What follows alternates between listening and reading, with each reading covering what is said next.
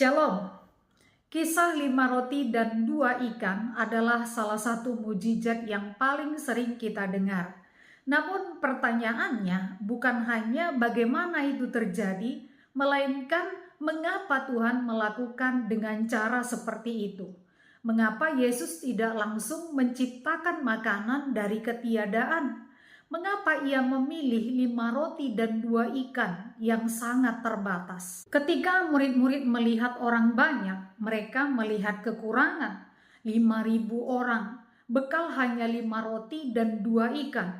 Secara logika manusia tidak masuk akal, tapi justru disitulah Tuhan mulai bekerja. Alkitab ingin menunjukkan satu hal penting. Tuhan sering memulai pekerjaannya dari pengakuan bahwa manusia terbatas.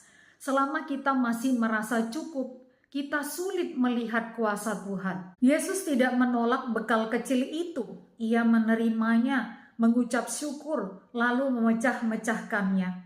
Ini sangat penting. Yesus tidak menunggu jumlah yang besar. Ia bekerja dengan apa yang diserahkan kepadanya. 5 roti dan 2 ikan tidak menjadi cukup karena jumlahnya, melainkan karena diserahkan kepada Yesus. Secara logis, yang terbatas tidak mungkin mencukupi yang banyak, tetapi secara iman, yang diserahkan kepada Tuhan tidak lagi dibatasi oleh logika manusia. Perhatikan urutannya, dibawa kepada Yesus, diucap syukur, dipecahkan, dibagikan.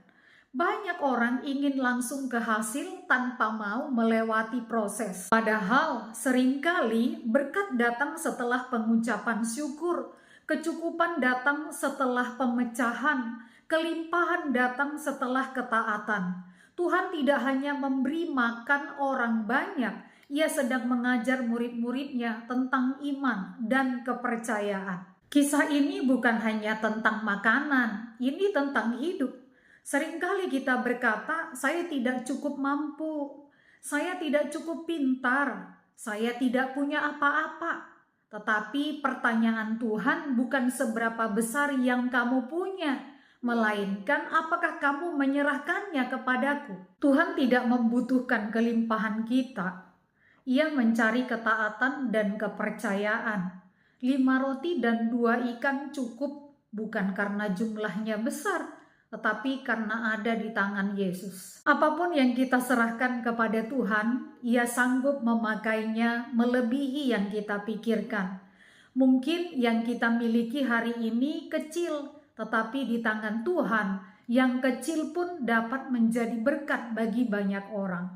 Tuhan Yesus memberkati.